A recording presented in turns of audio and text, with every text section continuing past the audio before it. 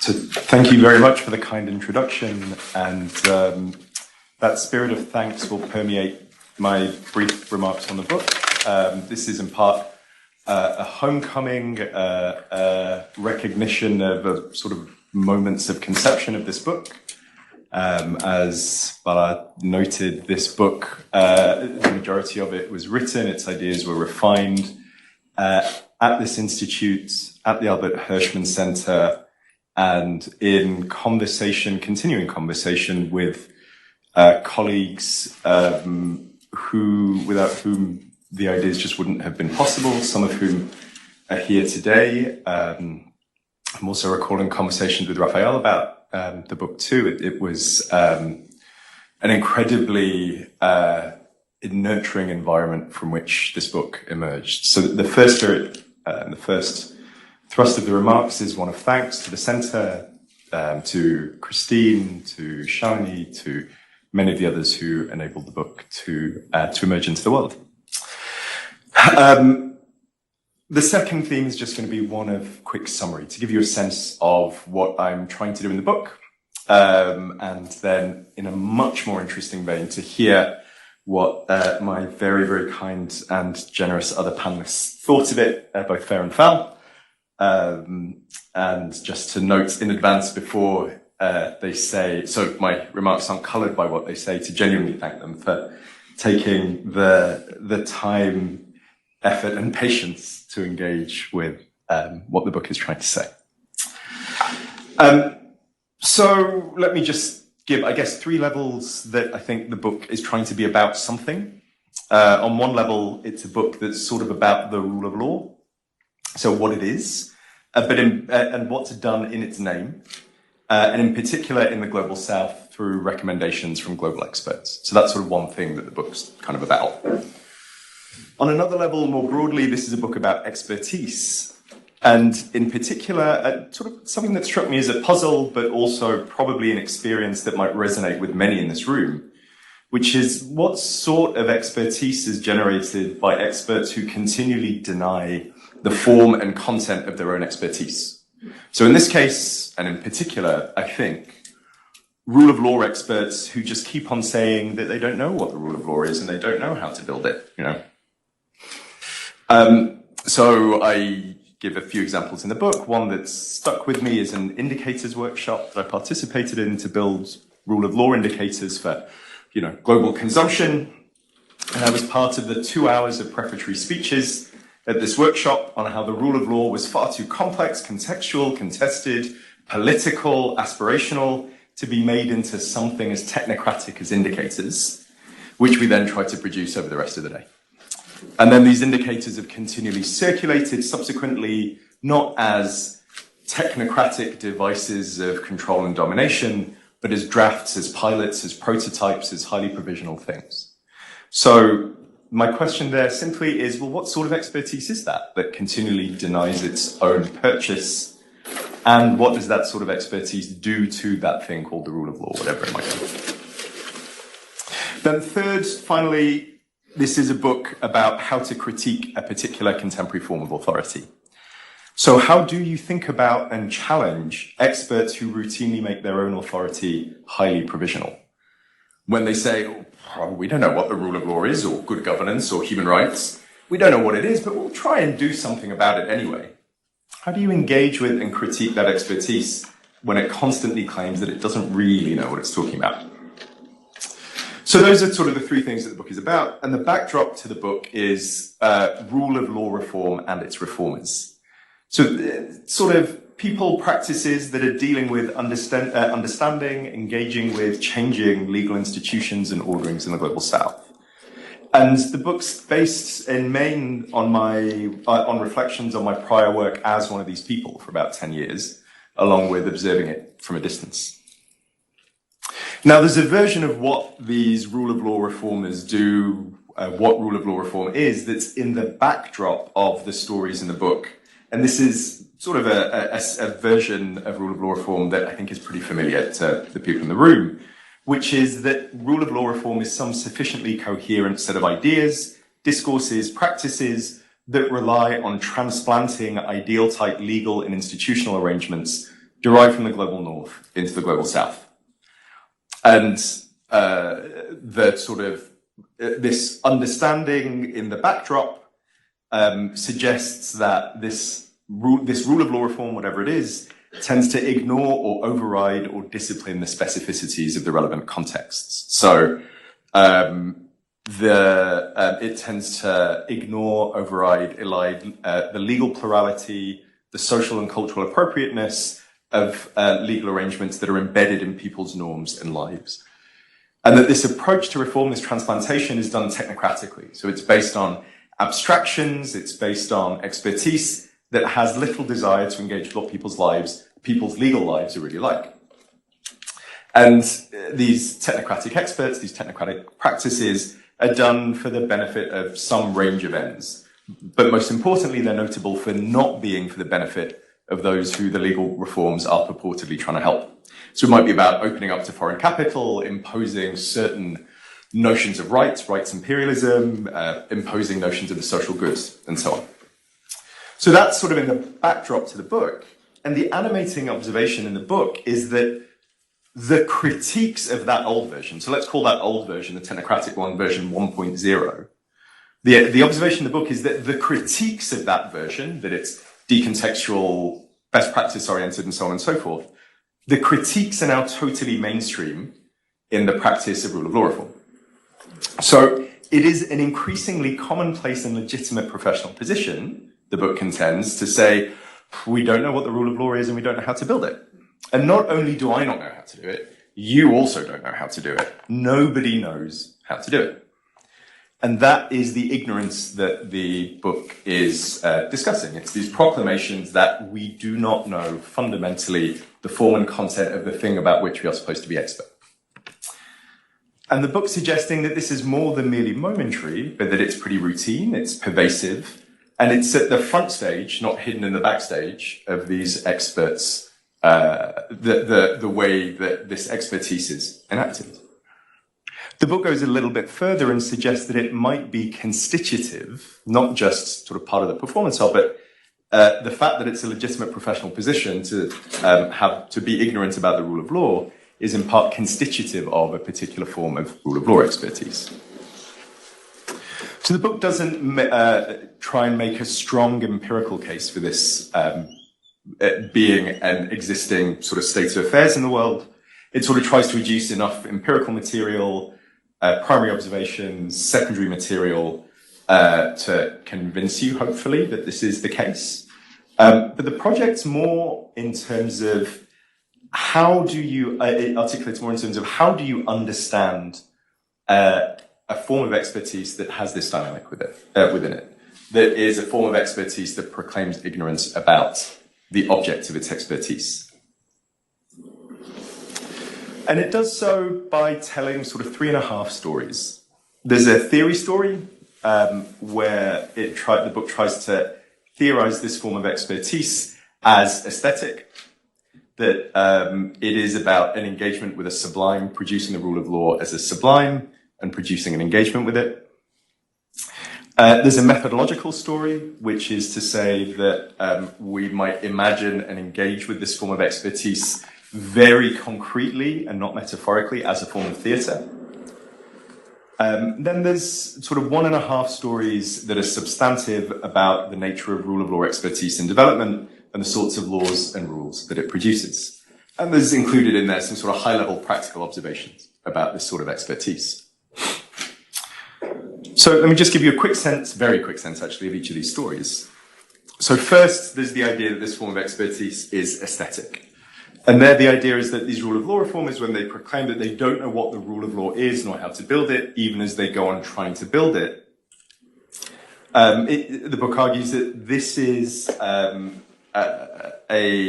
effort to give contingent form to the rule of law while embracing and respecting its inherent formlessness. So that would be the idea that you try and concretize something that you also recognize is necessarily impossible to give complete form to, which is the theoretical point about this being an aesthetic endeavor.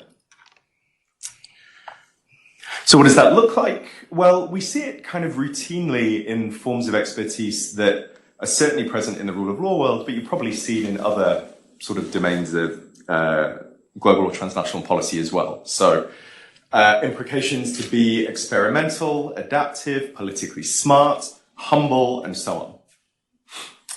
And the book suggests that these aren't just asides. They're a little bit more than asides where experts might say we have to be a bit humble about our own knowledge.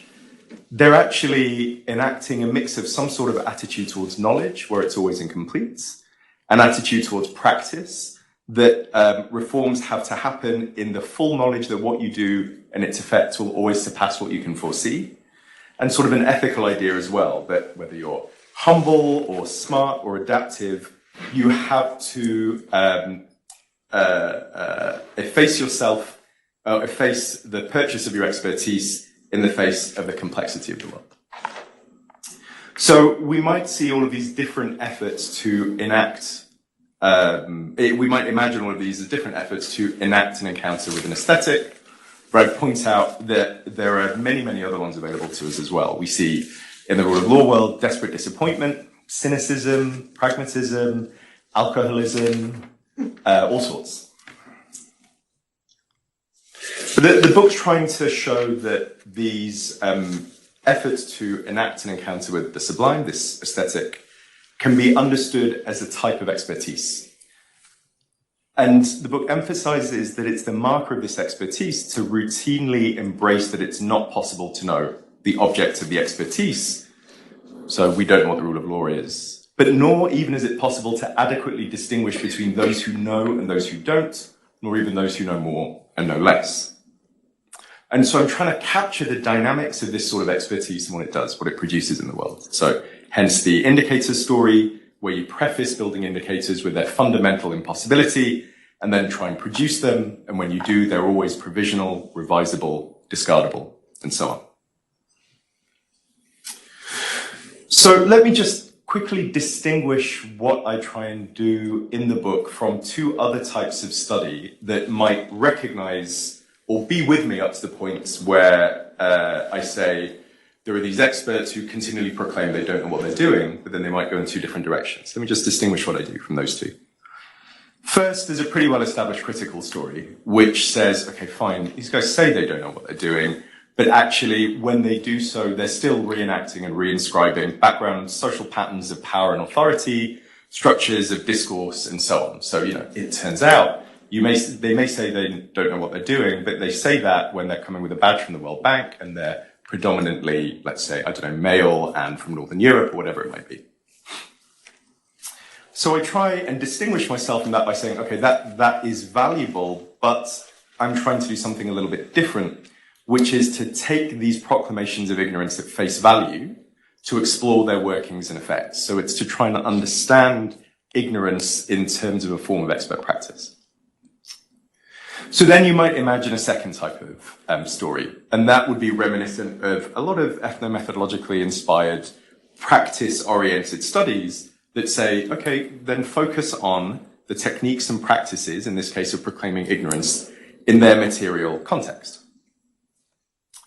And here I sort of set out in the book, and I'm stuck with a pretty fundamental methodological problem, which is that in these studies, the practice-oriented ones, practices and techniques are sites of meaning-making. So this is sort of the core problematic for the methodology, the ethnomethodological methodologies that those studies draw on. So in them, the rule of law would be established through practice as a highly fragile, contingent, momentary realization of the meaning of the rule of law, which then collapses and you move on and you build it somewhere else. But that's very much not what my ignorant experts are doing. They're rejecting the possibility of meaning for the rule of law. We don't know what it is, and I don't know, and you don't know. They're unmaking meaning. They're dissolving meaning. So I'm not looking at how some meaning of the rule of law emerges pragmatically, if contingently, from practice in conditions of uncertainty. Instead, I'm looking at the absence of meaning. I'm trying to tackle head-on how these experts unmake or self-deny their own expertise, and then the effects of doing so, rather than what might lie behind those proclamations. So this leads me to the methodological story in the book, which is, so how do you turn that into an objective study? How do you study the workings and effects of people who say, I don't know what I'm doing, even when they're supposed to be expert about that thing? And I begin methodologically with the thing that I find irreducible. So it's not the words, it's not the practices, but it's the embodied person. It's the embodied rule of law reformer who's trying to do stuff. And they, I'm suggesting, are engaged in an embodied aesthetic practice, trying to give form to the rule of law through what they do with their bodies, even as they respect the impossibility of doing so. So through discourse and action, giving form to the rule of law while respecting its formlessness, which led me in the book directly to theatre and performance. So to imagine what they're doing very concretely as the performance of the rule of law in given situations. So I do study the rule of law and rule of law reform as a theatrical performance in the book with a few different textual strategies. So I try and emphasize the action of what's done.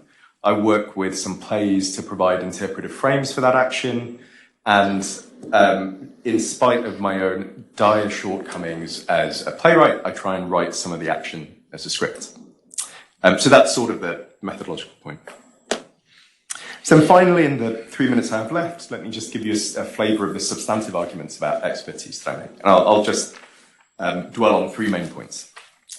So the first is, so whenever I talk about this argument, it leads usually to over and under identification. Some people find this ludicrous, that there are experts who'd say they don't know what they're doing and it's actually meaningful. And there are others who over-identify because we've all had sort of that experience of slight alienation from what we're doing when we're supposed to be an expert. So I try to make the substantive point a little bit tighter by suggesting that it might be something that's particular or especially pronounced in work on institutional change. I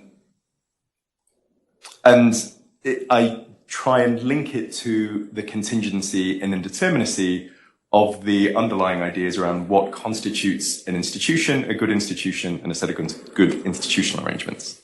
So but rather than develop that, I'll probably put that out there as something to discuss.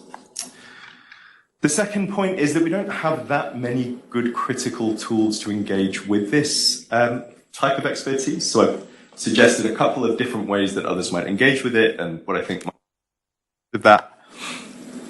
And just to give a sense of the stakes of those limitations, this is a form of expertise that both in experience and also conceptually is very effective at reflecting, incorporating, adapting, responding to critiques of itself. So, I noted at the beginning that this form of expertise has been very good at internalizing the structural critiques of transplanted and technocratic knowledge and using it as a way to continually provisionalize what it's doing.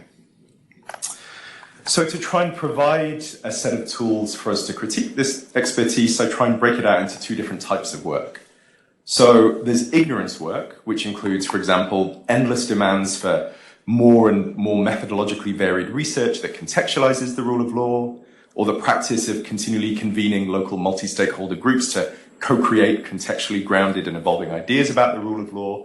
Essentially, a set of practices that are all about trying to continually underdetermine what the rule of law might be.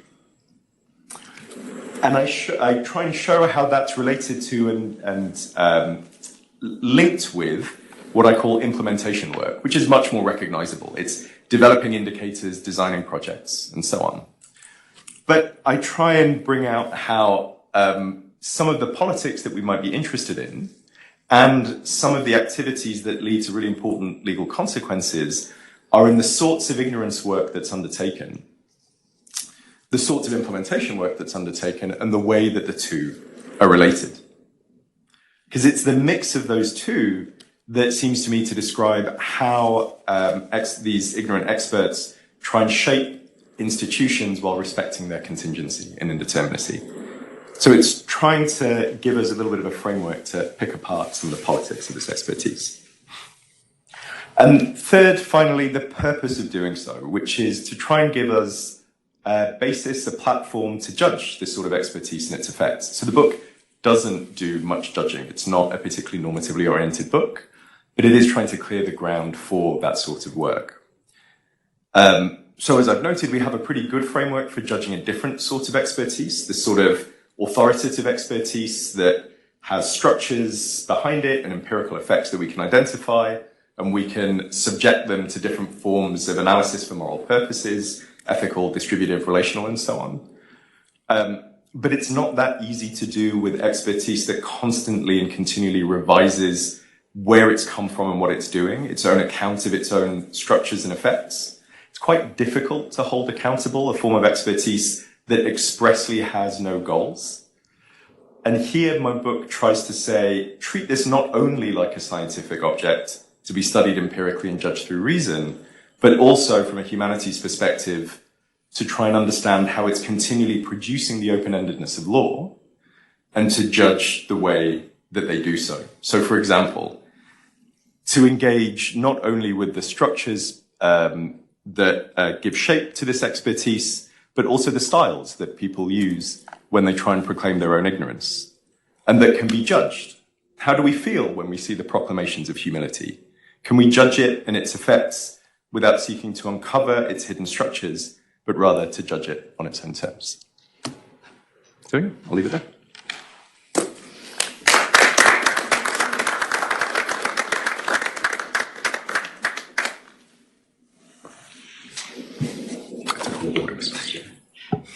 Bala looks at me, so I think it's on. Can you hear me? Yeah, it's on.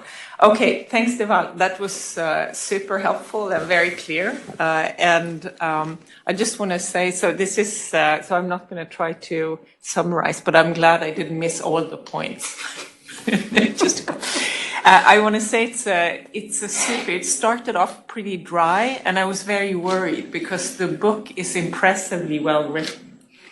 And I'm glad you came back, at one point you said, and I actually tried to reflect the aesthetics in my writing, and I write part of this as a play, and there's lots of Shakespeare and Beckett and much, much more.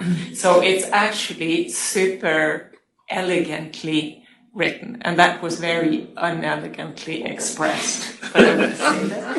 So this thing about it also being, the rule of law expertise, the rule of law being an aesthetic exercise about charming people along. So Deval charms you along in this book to think this is a fantastic book about experts and the rule of law. And the only thing I've ever met that's more charming than Deval is his son, Noah. But okay, so I just want to say this before I start. And then I want to, so I'm sure we're all going to say, I really think this is a fantastic book. And of course, I feel very privileged to be allowed to comment on it. I also feel we have had a project together, which is all about materiality and, the regulatory politics of materiality. So guess what I'm going to focus my comments on, which is like this. Why did you betray me and not write about our project instead about yours? So this is going to be the focus. And I'm going to do just 3 quick comments kind of a thing about, why don't you take our projects more seriously in your project? So you didn't say this. There are 3 core chapters in the book that think about how these ignorant experts project the rule of law and how they perform it and how they do politics with it. And we got a little bit of those in Deval's presentation. But I'm just going to say, wouldn't you also please, why didn't you talk about all these important material actors in this? So that's basically what I'm going to say, writ very large. So let me just start on the way that it's projecting that these ignorant experts or expert ignorance is projecting the rule of law. And it's all the chapters are very nice, but it's written about it's focusing on the fictional project, the privileged particle of the development process. So here we go, one of these fictional, it's a thought experiment, really a speculation about how this is operating. and it works very nicely. But in there, and here it's very clear to me. So you lay out this, and then you talk about how this expert ignorance works. And in your introduction, you insisted on the importance of this idea that it does work in projecting. And you talk about the ways in which the identities of the relevant players keep shifting in these discussions. So, and you say it's 1 minute it's chiefs, and then it's citizens, and then it's shareholders. And so you have these fluid boundaries around who's actually involved in these discussions. And of course, I'm going to say, so why don't we have more material bodies? Like, so maybe I should say that. So our common project, the one he's not talking about, and he's ignoring here, is about digital infrastructures and codes and so on, and data. So obviously for me, seen from that perspective, when you think about expert ignorance today, and the shifting actors, actually a very important actor is found in the databases on which decisions are made. What's the data that's collected, and the algorithms that pull it out for you, so that you actually are forced to see it as a lawyer and relate to it and hold it up when you're doing all your uncertain projections of what this is going to be about. So my first, and this is of course, and I should say not only I think so, not only my project, that's just because that's us together, but of course by now we have all kinds of thinking about how to integrate that. So that's why we've just had an AI Act passed, that's why the OECD has recommendations, that's why we have UN processes around it, etc., etc. So my question is, why aren't they part of these actors projecting the rule of law for you? And then I want to raise it in relation to the way in which it's being performed. And here, when you introduced the politics, you picked up this idea that the rule of law is sublime. And I just have to quote this because for me it's the wet dream of all lawyers. Sorry, excuse me. The thing towards which the ignorant law reformers, work is the moment when the administrative fiction and the fact merge, the concrete instantiation of the sublime rule of law. Now, this idea that, the as if of law corresponds to the fact of reality, this is very much, for me, what lawyers would like the world to be like. And me as well, occasionally. Wouldn't it be nice? It would be so much easier. But now, so I'm not gonna, so you could say again, okay, so why don't we include more of the material in thinking about this? But Deval sees, and this of course is quite common when people think about aesthetics and the politics of aesthetics of the sublime, this moment where everything can be shaken and open, so it has huge political potential. And this is also how Deval introduces it. But when we think about what does this, so it's not only the fact and the conception of the law that need to come together, but of course there's a sort of material aesthetic side to this, independently of how you think about this, whether this is a rupture that opens up or whether the sublime is integrated, the sort of Lyotard has a very nice version of the sublime where it becomes part of the everyday life. And banalize, whatever it is, the notion of the sublime often comes with this, with the idea of a material thing that brings it about. And I think one of the sublime things about, that material structures do to us today is the sense of complexity. And this, of course, is, that comes with huge databases that are very difficult to control, but also processes that we now, that we measure in MOPS or something, like how complex they are, how many steps they are, how unpredictable they are, and that play into the sense of the sublime of the rule of law. And I wonder, why didn't you talk about this? Sorry, we have talked about this many times. Why did you not talk about this in your book? Sorry. And then the last thing about, so we got also the notion of work. And I saw the core of your politics, actually. And I found it interesting because you sort of presented it slightly differently. But I read the core of the politics as being this, what you call ignorance work, that in different ways shifts the political, and you outline them. And he has a super nice, for anyone who wants a shortcut, on page 165, there's a nice table with different, it's called some types of ignorance work. And they are conceptual, epistemological, phenomenological, teleological, and sociological. Now, for anyone with material sensibilities in this listing, clearly is missing ontological. What is? So this sense, because it's not only that there's an ignorance in general about the rule of law and sort of a constant confession, but actually, in some sense, also an ignorance about what the ignorance is about. So the sort of the fundamental ontology of the rule of law. And I think this is a core idea. And this is, again, I think like these aren't critiques, but it's like, why didn't you also include these fascinating things in? So I want to say this, and I want to say also that it's been a huge joy reading this. I'm so happy to see it out. I did see it in process here. Deval was here for, I don't know, it felt like many years, but it probably was only one or something, but it was very nice. And I saw a number of these chapters coming along. It's so good to see that. And I've learned a lot, and I'm now less ignorant about the role of ignorance in expertise on the rule of law. So thank you very much. Yeah.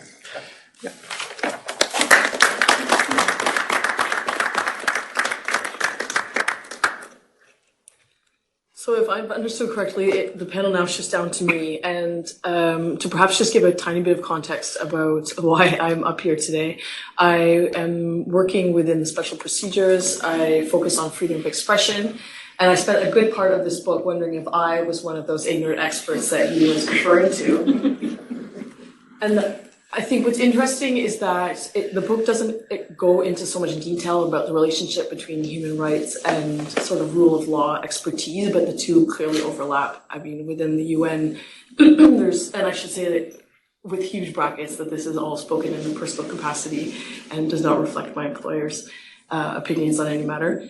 There's increasingly discussion within the UN sphere about rule of law and the overlap between human rights and how the importance of rule of law to allow for the full realization of human rights and vice versa. And another thought I had was today was the first day of Human Rights Council. So I was sitting in a very powerful event with human rights defenders from Belarus and Sudan who were speaking very eloquently about the challenges that they face. And of course, Navalny came up as well. The death of Navalny and the political dissenter in Russia. And so these are all contexts where rule of law has broken down. And it brought me back to this famous quote from the US Supreme Court, which is that I don't have a precise definition for pornography, but I know it when I see it. And I think it's rather similar for us with rule of law. It's very clear when it isn't present. It's a lot harder to identify what are the material components of it, how to define them, and perhaps even more difficultly, how to measure them and then impose them from outside. And I think to me, that part didn't come out in the book, but it was always there sort of in the background, was that, I mean, you actually explicitly refuse to define rule of law, because I mean, I know what I think of rule of law, but I was like, what does he mean by rule of law? And you explicitly say, I make no ontological claim about whether the rule of law is politically transcendent or whether it's based on, UN Secretary General's edicts or some common law principles or ideas of constraint of executive power. And the book is not so much about this idea of how do you define it and whatever. But I take that point, but I still think we have some sense that, yes, it's difficult to define, but we know when it isn't there. And I think the question is, as experts, and this is where the alcoholism comes in, I think, is does an expert from from outside a context have any role to play in terms of identifying whether the rule of law is present or isn't, or even more significantly, what should be done to achieve it? And so we have discussions because there's it goes into great detail about the sustainable development indicators, and the one for rule of law. I mean, what do you, there's a great quote about like, what is really the rule of law? How do you measure it, right? And it's like, do we count road deaths? You know, because that's, when you get so micro, it feels ridiculous, but still it's a proxy indicator of something greater, right? Because if you have functioning roads and functioning infrastructure and functioning ability to count road deaths, then you have some idea, you have some tiny little picture of a bigger piece. But then, yeah, it all sort of disappears when you try to hold on to it too tightly. And so I found this part really fascinating, and this is the issue of rule of law expertise, is you're like, well, each individual indicator, it does give you some information about a context, but of course it must necessarily leave out so much, and you can't possibly, I mean, if you try to measure all of the different indicators, it just becomes meaningless. And it doesn't get us any closer to that, actually saying, well, now have we achieved rule of law or not? And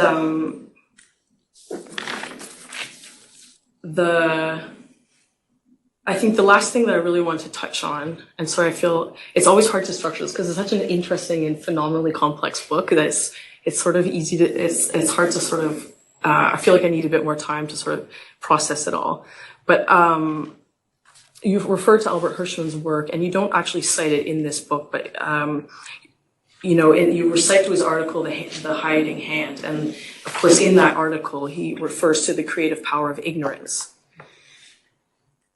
And there's this point around, sorry, I have to break, just to take a step back. So the creative power of ignorance, I mean, one aspect of it is by making decision-making more complex, whether it's to build a dam or to build an institution, to build a framework for ruling a country, are you making it so complex that the decision-making actually becomes less effective and leads to worse outcomes? But I think one other issue is that by making it more complex, it hides the power structures embedded in the processes and makes it more difficult for external groups to intervene in the processes. And I think, if I understood correctly, this is one of the points that comes out in the book, right, is that by bringing in external expertise, you are essentially putting them above others in the room, whether that be local governance groups or NGOs or chiefs or politicians. And you're changing the discourse so that they're no longer able to converse on the same terms. And I think this goes back to the question of where we, as potentially ignorant experts, how do we bring in those voices into the process? And we're always trying to do it. Like, to go back to the UN with the Human Rights Council, we're always trying to bring in these external processes, but how do you do it in a meaningful way? And it always falls short, unfortunately. I think it always will. And how do you sort of look at the problems of where we are now and where we should be headed towards, and try to forge meaningful action? And that's why I think there are so many experts that sort of come back on this. I mean, people go in with such goodwill and good intentions, and then you sort of fall back on this. But what do I know? How have I been put up above others? And how do I bring them into the process? So that was my little sort of, I guess, taking it as a starting off point or reaction. And I hope that you will accept these couple of reactions. Anyway, thank you.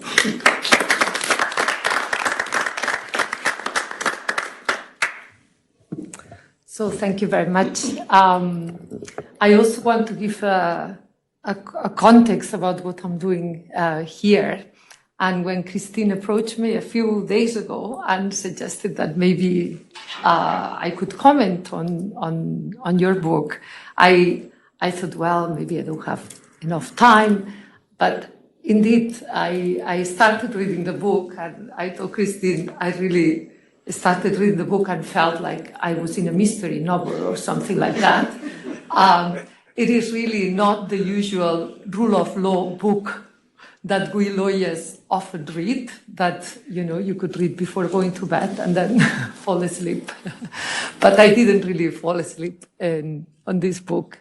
I think it's a very, very interesting book, as everybody has said already, very unusual, because it deals with topics and questions that, to a certain extent, as it was said, we all have when we describe ourselves as experts, but still want to stick to some certain institutional humility about what we know and what we don't know. So thank you for the opportunity to be here and comment on the book. So just to say something added to what have been said about the context. My take on the book is from the other side, as I participated during a long decade, on a project on rule of law in Latin America, funded by the Ford Foundation, which and it was led by Yale Law School, with academics and experts on the rule of law from 9 Latin American countries. And each year we met in a different country to discuss the rule of law and constitutionalism. And what is interesting is that by reading the book, I suddenly made sense of the fact that indeed everybody claimed expertise, especially we had voices from all these countries. That was what was interesting about the project in itself, that it was trying to overcome this kind of top-down approach about bringing essentially Western white male experts into the room and tell people in the global South how they should do things, like the typical expert technocratic model of the rule of law. But here there were also voices from within. Of course, there were voices that were essentially professors. They were much more academics than the type of rule of law reformers that you are speaking about in the book.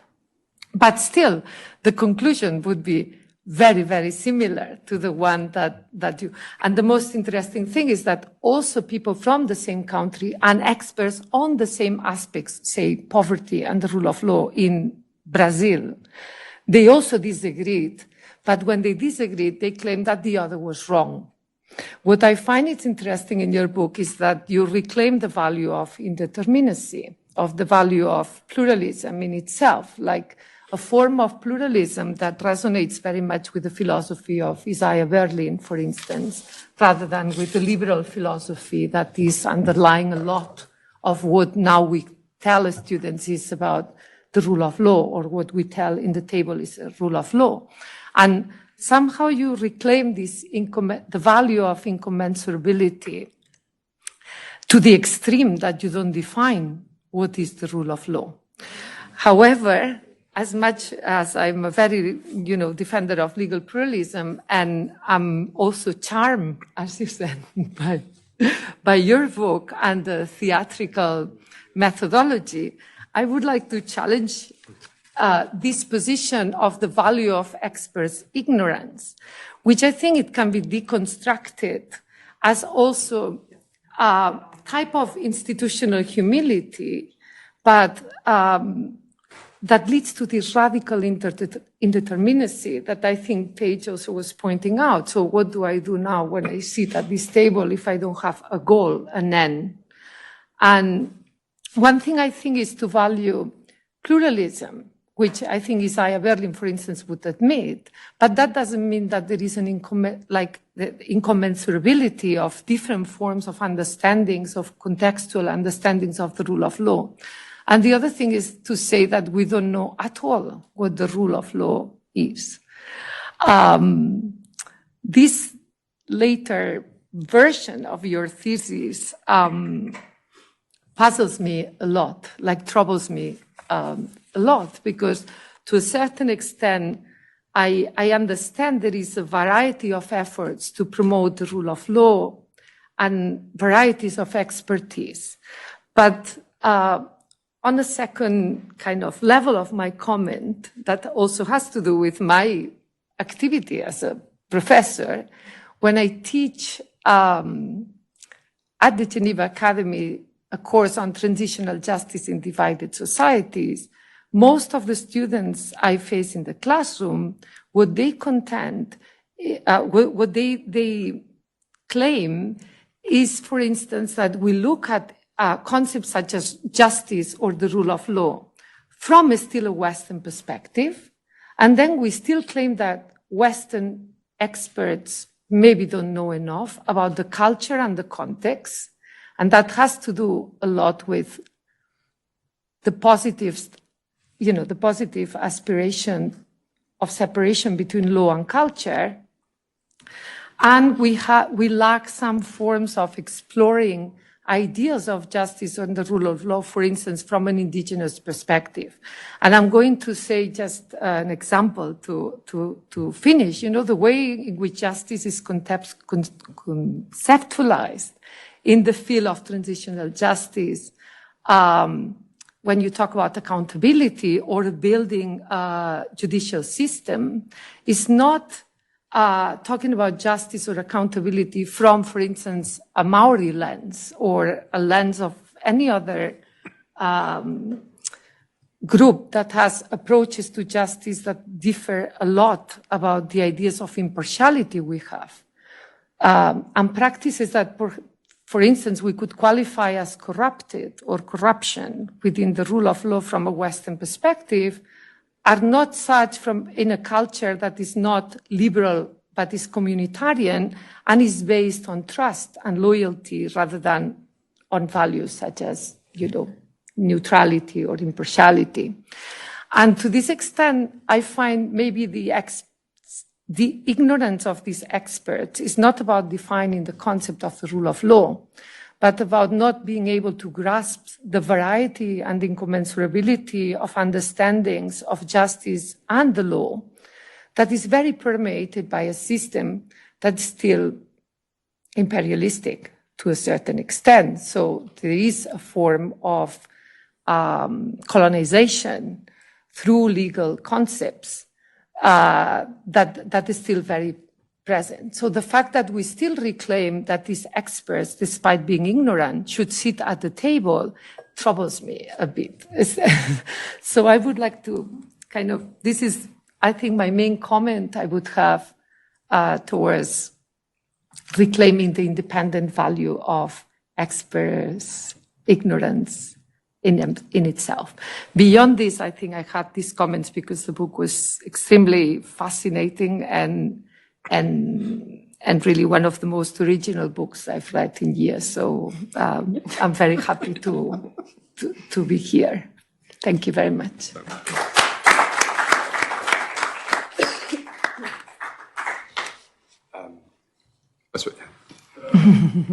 So there's always a little bit of oneself that has a little twinge of anxiety when you hear yourself being described as original, novel, and maybe it's a peculiarly British thing, but there's an old British TV series where this sort of Machiavellian handmaid to the Prime Minister advisor, the most withering critique he can muster of the Prime Minister's policy decision is, well, that's an awfully novel course of action, Prime Minister. But I say that just because I really do appreciate and take what you say in good spirit, because you've also engaged in a really helpful and critical way with the book, all three of you, which I really do appreciate. And I think interestingly and helpfully, they sort of come together in maybe two buckets of commentary, so I might just arrange them that way. So one is where's the material, and the other, to some extent, is where is the conceptual and the politics of the conceptual, which hopefully is the mark of a good book that the audience wants you to pull it in two different directions and say more. But I'll give it a go. So on materiality, I think, so the material is pretty present in the book, as you've noted, but it's the material context as opposed to what I think you might be suggesting, Anna, which is materiality embedded within a particular style of thought, theoretical literature, methodological literature, which is to say, so I try and write about rule of law reform at one point through sort of an effort to describe it in terms of those ethnographic, ethnomethodological studies of materiality and practice.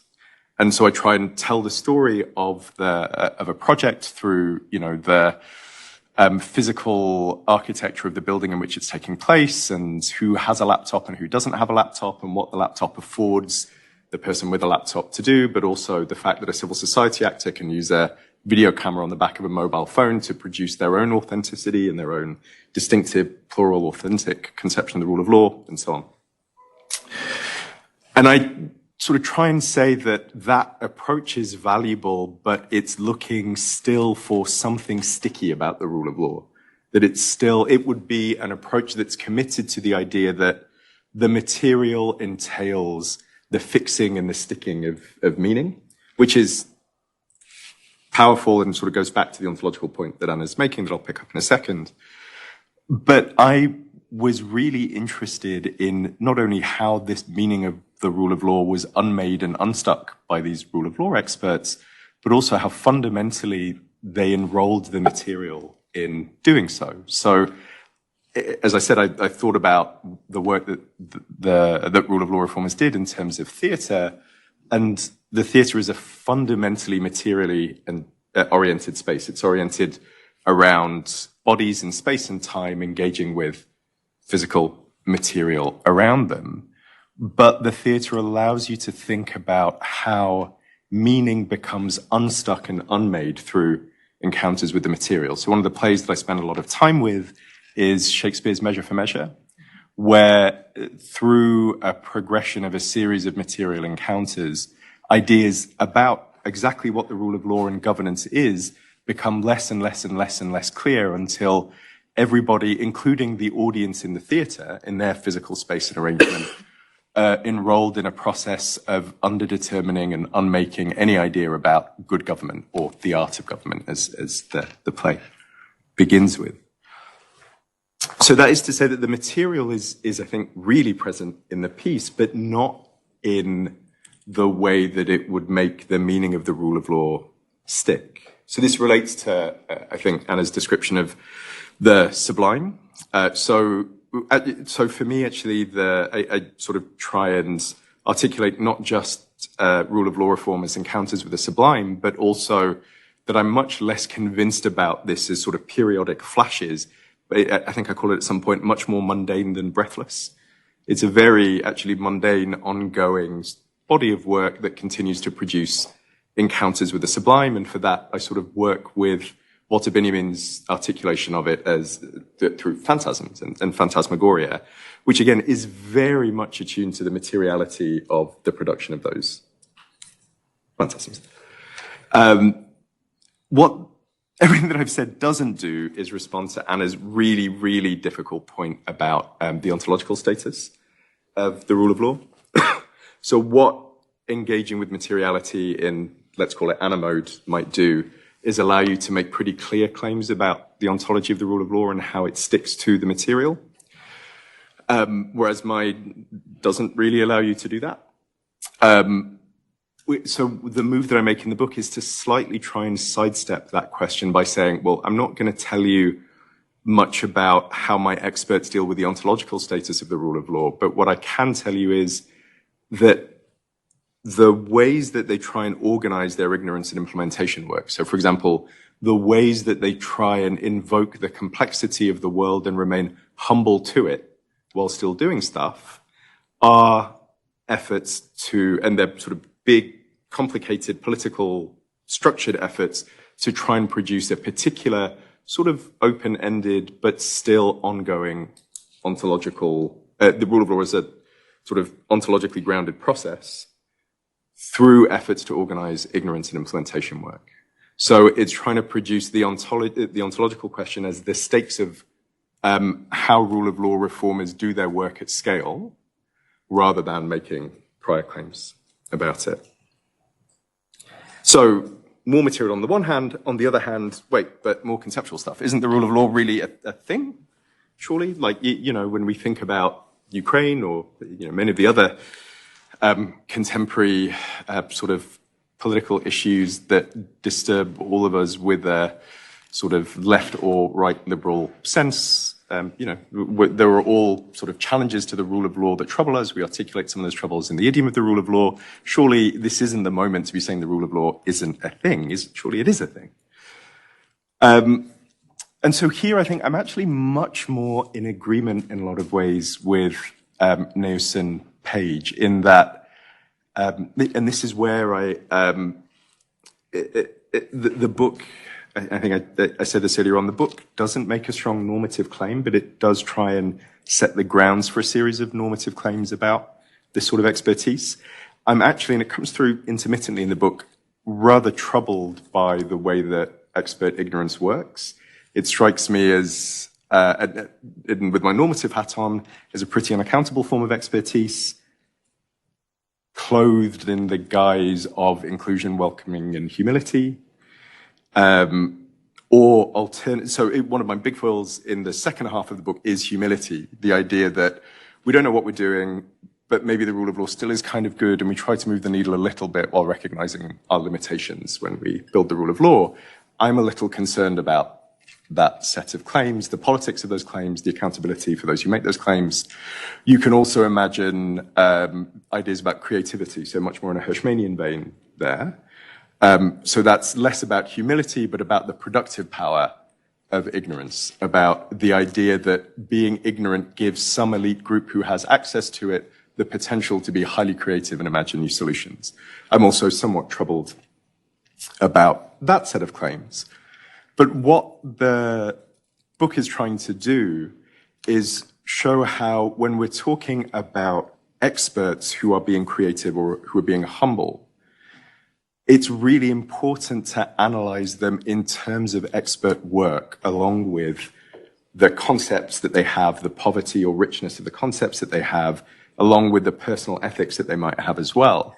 That fundamentally what they're doing is still passed through expert structures, and a lot of the politics that we might want to engage with in supportive or critical ways is found in the sorts of implementation work, the ignorance work that they choose to do. Do they choose, what I call sociological ignorance work, bringing together provisional collectives? Do they choose epistemological ignorance work, the call for ever more research into an undefinable thing? Do they choose conceptual ignorance work, more and more finer and finer, broader and broader definitions of the rule of law, including incorporating indigenous worldviews, as we see today, and as you noted? What are the politics of that body of work? Then the implementation work they choose to do. So yes, and we know it's complicated, but we still got to do something. What's the politics of that move, and how do they bring them together? And so the sort of 6th and 7th chapters try and show efforts to bring this type of these two types of work together, and to establish a preference amongst groups of rule of law reformers for a particular type of ignorance work. It's, generally in terms of more research and more convening, along with particular types of implementation work, pragmatic engagement with highly technical elements of analysis and advisory work. And that bringing those together is actually quite a substantive political intervention in whatever we might think the rule of law is. And, as the book sort of repeats, the sort of how the tools that we have to divide law from politics. Or rather, it shapes and limits the tools that are present in given context in the global south to divide law from politics. So the argument is not it's neither a valorization nor a yaboo to expert ignorance, but it is trying to set out what we might need to look at in order to critique it politically, along with some of the efforts to critique some of the embedded politics, principles, sociological structures, ethical commitments that these experts might have.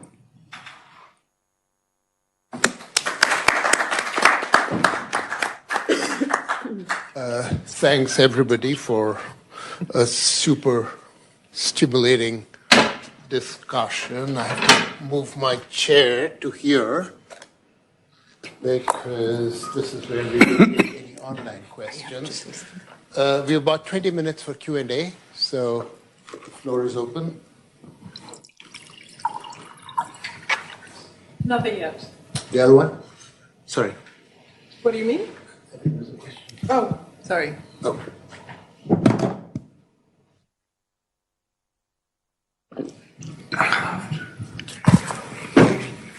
No.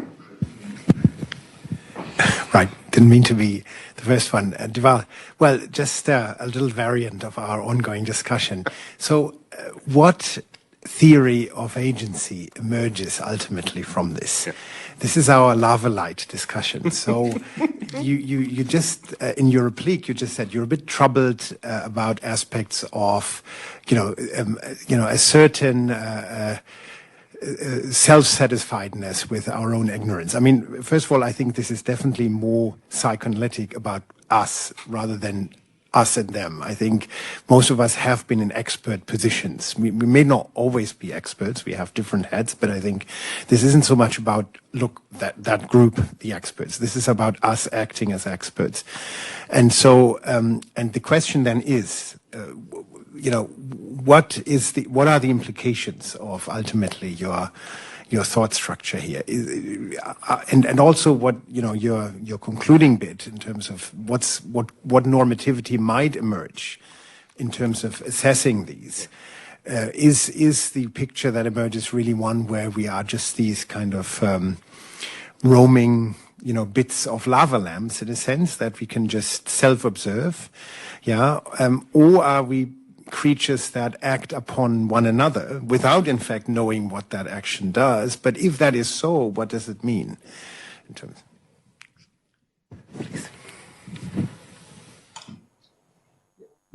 I'm happy to collectively. Go ahead. Okay. I only can ask question about what I heard, and since I have bad hearing and my English is poor normally, and only understand English when spoken with a heavy Indian accent. But since you speak with the University of Edinburgh accent, I could not understand anything of what was being said. Still, I will try, because the topic is crucial. First, do you see any parallel between what you said at the onset, these experts who pretend that they will still handle and solve a problem which they cannot even define? Do you see a parallel with Natalie Heinisch's statement, what is the fate of a society where the very elite have to pose as rebels? Or do you see a parallel with Graham Hancock's conclusion of his book that the people working in development are clergy and they will always find jobs for the clergy, even if God and the angels do not exist, or we don't know which sex. So this is my first question. Second question, if I go to the end of your logic, then we should close the Graduate Institute, because in fact you gave a very good demonstration in practice of what your book says. And my third question, behind or below this inability of experts to know what they talk about and to solve the problem. Of course, it is much more easy to say that you cannot prove I have not solved it since you cannot define the problem. But still, there is a problem, an issue on both sides. there is, of course, the eternal underlying issue of the scientificity of development theory, economics, and social science. Because in French, there is an expression, décrocher la lune, means, in a way, achieving an utopia. I can find for you very good experts in ballistic engineering, and you don't need me to find them because they have brought us to the moon. But we have been looking for development and happiness and democracy for now 300 years, if not 3,000, and we are not much more advanced than then. So what is this kind of expertise? Can you merge the two dimensions of décrocher la lune in just one without, I'm not against social science, but I mean, there is a problem there. Yeah, go ahead. Oh, okay. Thank you. So I think actually these two sets of questions tie together reasonably well. So I'm going to bring them together. And I'm going to do so through the figure of Florian, because I thought you did a lovely enactment of an effort to grapple with sort of postmodern anxiety when it comes to knowledge structures, which, you know, may or may not have been a conversation that we've had previously. So I'm going to take this less as a question about specifically a theory of agency and more as a question of implications. Okay, so, you know, how do we understand acting in the world in a context where expert epistemic structures are prevalent and powerful? You know, where does this take us? So I'm going to think through three things, and two of them will link to the second set of points. The first one is a substantive one. And I think an implication is that the book points to a broader set of thoughts and research on the provisionalization of authority today and its political power. Right? So this is not a new insight, but it's an insight that maybe has richer empirical and analytical payoffs in conditions of, if we believe this to be the case, in conditions of deepening complexity. So this, I think, is another, what I'm saying is another way of reflecting the question about elites posing as rebels, or a clergy that has, what's the phrase, standing before cold altars without shame and embarrassment.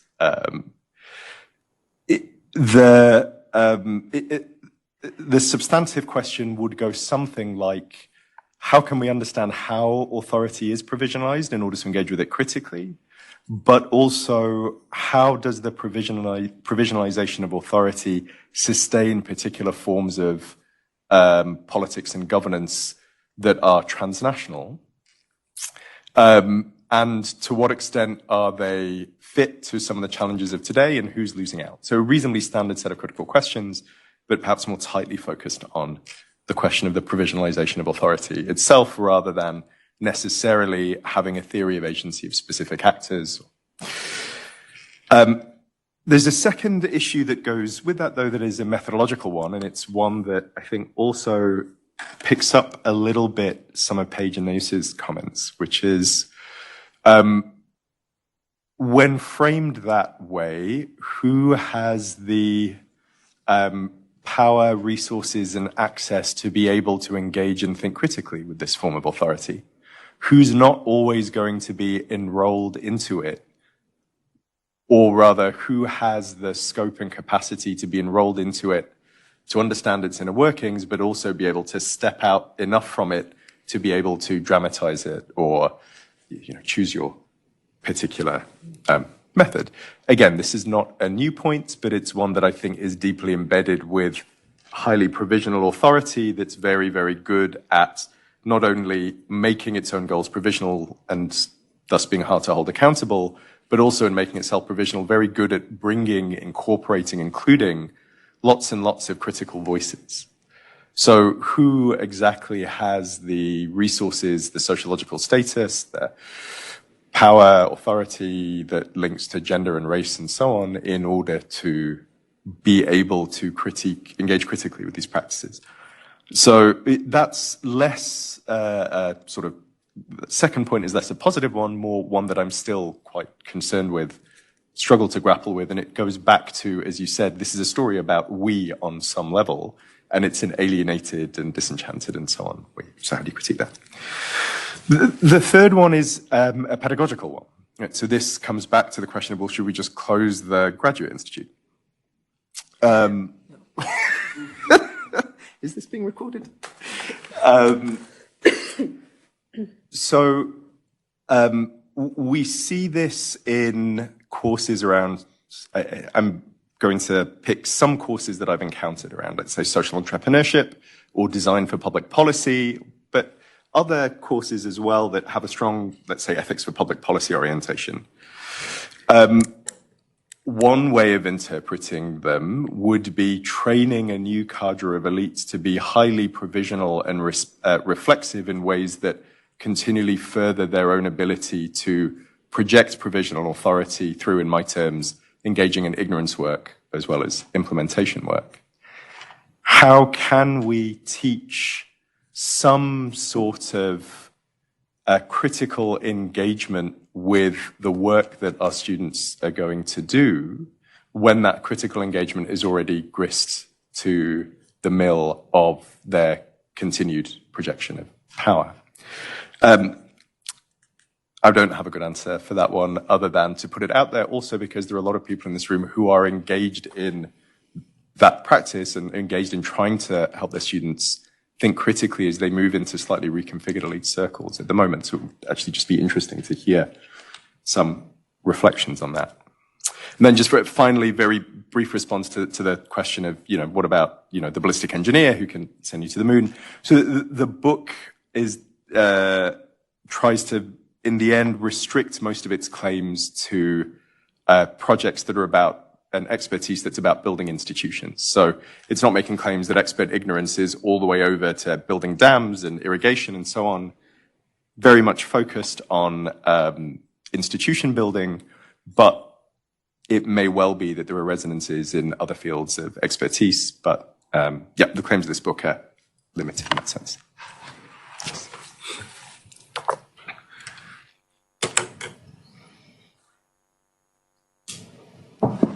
More questions? Any other questions? You said yes, I think so. Okay, well, I had one. I was, if I may, abuse my privilege as the chair. I must say, I found your book very intriguing. What I read of it, and I think, as it was pointed out, this is about lawyers, speaking amongst themselves. But you do talk about other domains and expert ignorance, even in the building of institutions, perhaps working similarly. But I was hard put to imagine whether, say, economists, even in the building of institutions, even in the building of, making of regulatory policies and so on, would even, in their deepest kind of slumber, believe that they are ignorant or that they're partaking or sharing, promoting a kind of ignorance. So I was wondering, if you kind of put these lawyers in conversation with economists, isn't the expert ignorance of the lawyers actually a code for their own lack of power in relation to the institutions in regard to which they are expected to act as commissioned experts? So it's, the question of agency was raised, but, the ultimately, where is the principle? Who is the principle? What is the principle? And what is the role of lawyers in relation to the principle? And if you raise this question, then the cynicism and the performance and so on ends up not being a form of critique, but at the end of the day, a form of complicity, doesn't it? So it kind of goes to the point you make about accountability.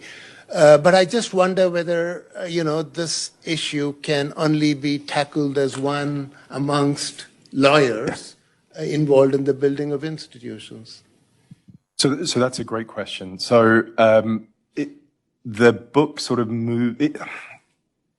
the book does two things. It's sort of broken into two parts. And the reason for that is I wanted to try and develop a set of tools to sort of stage and just get us to look at and think about how expert ignorance sort of operates, this ignorance and implementation work. And then to say, okay, so that set of relationships, so the nature of the work, the two types of work and their relationship, is capable of being analyzed through our sort of more orthodox social scientific tools. And the reason for doing that is I didn't want to automatically move us into the direction of, well, this sort of general type of expertise is necessarily always enrolled, complicit, and so on. But then I do some of that sort of through sociology and history, do some of that work of analyzing a particular humble strand of what I'm terming expert ignorance in rule of law reform, to try and critique it in those terms. What I do is actually quite concretely argue that whether they're lawyers or sociologists or whoever it might be, the people who are doing the expert ignorance stuff in rule of law reform play an important function in the project that I describe, an economist does. So what the economist does is he says, all right, I have this model. The model should probably work, roughly, but it turns out that the politics of the world is much more complex. I'm going to take that seriously, not as a failure of the world to conform to my model, but just as something else that the world does. And it turns out I have these people over here who say they're great at this thing that's highly complicated and complex and about collective organization and rules and all of that stuff over there. And they call themselves rule of law people, and what they'll do is they'll go out and they'll convene a whole bunch of multi-stakeholder groups and they'll write, some laws or regulations or whatever it might be, and then they'll critique those laws and regulations and they'll redraft them. All of that will keep on happening over there. And in the meantime, quote, 10 smart people, end quote, will set interest rates over here. So there is plausibly a division of labor, and these expert ignorance are playing an important role in that division of labor that keeps the system sustained. The important thing, though, is that isn't a necessary law or rule of the way that the institutional structures of development work. It may be, but that shouldn't necessarily flow from the sort of methodological and analytical moves, which are to foreground ignorance and implementation work and analyze their politics separately and together.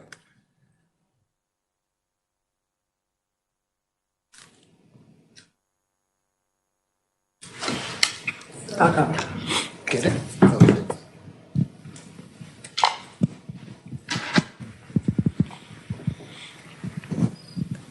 My name is Mona Rishmawi. I worked in the rule of law area for quite some time. I will not say I'm one of the expert ignorant, because otherwise I would have wasted many years of my life.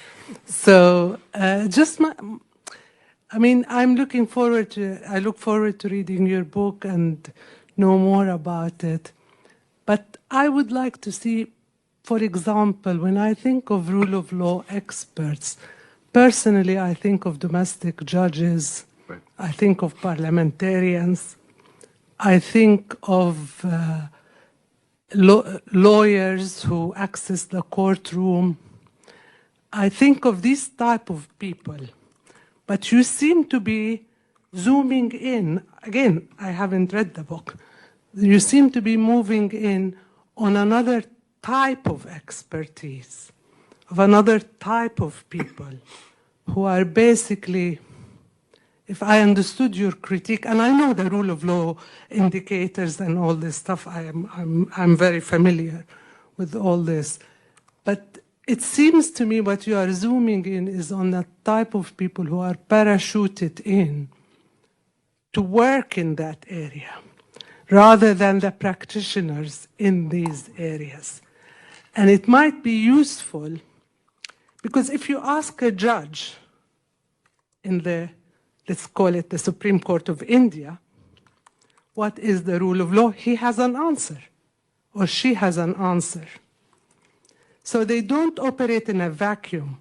They actually operate in a framework and in a structure that they understand. So by dismissing their whole expertise as they are ignorant, I find it a bit tough. So it might be useful to make some distinctions about the type of people that you are referring to. Again, I haven't read the book, so maybe I'm coming to it because I haven't read the book to this, but I find it very, very provocative to say that all these professionals who render service to society are basically ignorant people. I think of Justice Bhagwati, if he was alive, and I'm asking him what is the rule of law, he'll have a lot of answers. He would have written, he wrote judgments and books and articles about this. So I find it very difficult to say that these are ignorant people. So I wonder how you make these distinctions. So this is really helpful. And so there's sort of as is common in this sort of book, an inoculatory couple of pages at the beginning and then scattered throughout reminders that ignorance is not pejorative, and I'm not ascribing ignorance to particular individuals or groups, but it's the type of work, the type of practices that I'm interested in. So a concrete example that I think relates very closely to what you're saying is my colleague René Urueña's work on how domestic legal professionals and civil society actors in certain Latin American transitional justice contexts relate to what transnational transitional justice experts do. And he observes a slightly interesting, curious phenomenon where the internationals get to refer to the importance of context, the importance of anti-formalism, the importance of continually redetermining what the rule of law means. And it is the, let's call them the local actors. That's not the right word, but I'm just as shorthand. The local actors who are continually being called on to affirm and assert what the rule of law is, and often with appeal to universal principles of the rule of law. So he has, I can't remember the exact phrase, but he says, you find a surprising inversion of who appeals to Dicey. That the international experts have no truck with Dicey, and it's the locals who are the ones who refer to Dicey. Principles of the rule of law are in this system that he's describing, the principles of the rule of law, the implementation work, the actual concretely what is the rule of law and how we do it, is the work that domestic legal actors are called on to do. And the international legal actors, or the international rule of law experts, are the ones who can come in and do the ignorance work. We don't really know if that's exactly what the rule of law means, and are we sure, and have we done enough local research? Have we brought in enough local stakeholders? Yes, you're a lawyer practicing in court, but does that really get to, and we see this in India all the time, does that really get to what local communities think, and what about customary authorities? And the internationals do a lot of what I'm calling the ignorance work, and the local actors are called on to do a lot of the implementation work. And so the claim isn't that they somehow know more than the international actors, or it's not that the international actors are ignorant and the local actors have knowledge. It's, I'm interested in the distribution of labor, the distribution of work that these different actors have to do, and the sorts of claims that local actors are limited in being able to make. They're not able to make the sorts of claims that actually we don't really know what the rule of law is. We do need to go out and find more. They're called on to do the affirmations of what the rule of law is. Now, I'm not saying that that's universally true. I'm just giving that as an example because I think René's work shows it quite well in sort of the Colombian context in particular. So that's one sort of response. The other response is also, one thing that's lurking behind my ideas about expert ignorance is the question of sovereignty. So it's not altogether clear how my arguments play out in a context that is very, very domestic, if such a thing even exists. But I sort of close in the conclusion with a little sort of few pages talking about Brexit, which is on some level quite a different political and legal context, try and show how still some of the things that I'm talking about kind of pertain there. But also they're a little bit different because it is very much within the context of a specific sovereign context. It's in a specific sovereign context. And the experts are not transnational experts in the way that they are in the accounts I have from other contexts from development practice. So the question of sovereignty is also sort of an important one when it comes to interpreting national legal actors. Well, thank you very much. I'm afraid we are out of time. Thank you, Deval. Thank you to the panelists, and thank you to all of you being present and sharing your questions. A dirge for the lawyer as legislator, would that be a subtitle of your book? Thank you all very much and wish you a very pleasant evening.